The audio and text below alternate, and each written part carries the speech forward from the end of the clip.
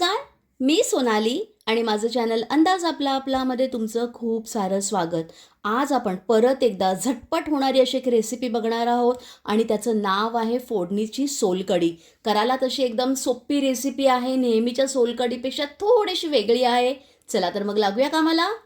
तर लागणारं साहित्य काय काय ते तुम्हाला मी सांगते. तर सोलकढी आहे म्हणजेच आपल्याला लागणार आहे कोकम. हे बघा मी पाण्यात भिजत घातलेलं आहे आणि हे बघा कोकम हे असं असतं. तर ह्याच्या जागी तुम्ही डायरेक्ट आगळचा देखील वापर करू शकता. तर इकडे आपल्याला लागणार आहे कोकमाचं रस म्हणजेच आगळ.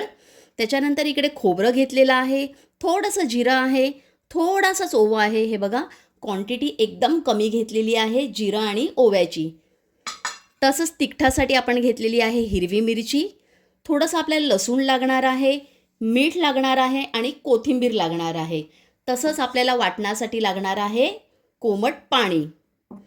त्याच्यानंतर फोडणीसाठी आपल्याला लागणार आहे तेल, कढीपत्ता, राई आणि जिरं. बस आपल्याला एवढं साहित्य लागणार आहे. तर कृतीला सुरुवात करूया. तर सगळ्यात प्रथम आपण काय करूया, खोबरं, जिरं आणि ओवा हे मिक्सीच्या जारमध्ये आपण टाकून घेऊया.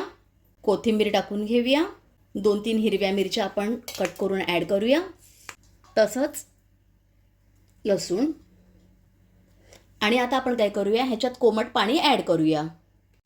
तर ह्याच्यात आपण आता कोमट पाणी ॲड केलेलं आहे. हे बघा आता आपण काय करूया, ह्याला मिक्सरला फिरवून ह्याचा चांगला रस काढून घेऊया. तर आपलं पहिल्यांदा असं हे वाटून झालेलं आहे. हे बघा ह्याचा असा घट्टवाला असं दूध निघालेलं आहे म्हणजेच नारळाचं. आता आपण काय करणार, परत एकदा ह्याला मिक्सीच्या जारमध्ये टाकणार. हे बघा परत एकदा ह्याच्यात पाणी ॲड करणार आणि कोमट पाण्याचाच वापर करा म्हणजे रस चांगला निघतो. आणि ह्याला परत एकदा मिक्सरला फिरवून घेणार. तर परत एकदा आपण वाटून घेतलेलं आहे. हे बघा तर आपण तिसऱ्यांदा देखील ह्याला वाटून घेतलेलं आहे. जर तुम्हाला घट्टवाली सोलकढी हवी असेल तर तुम्ही परत एकदा नाही वाटलं तरी चालेल.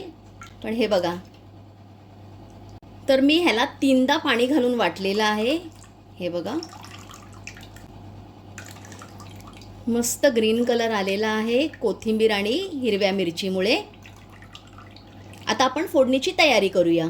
आता आपण काय करूया, ह्याच्यात आपण कोकमाचा रस हा ॲड करूया. चवीनुसार मीठ ॲड करूया. व्यवस्थित मिक्स करायचं आहे. हे बघा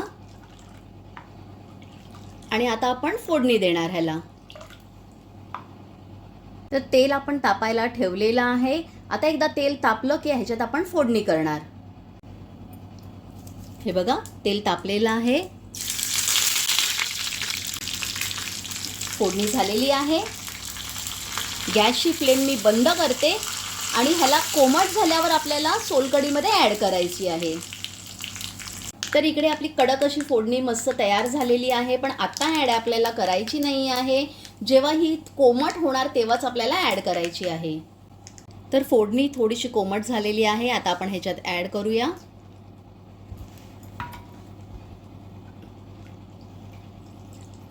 हे बघा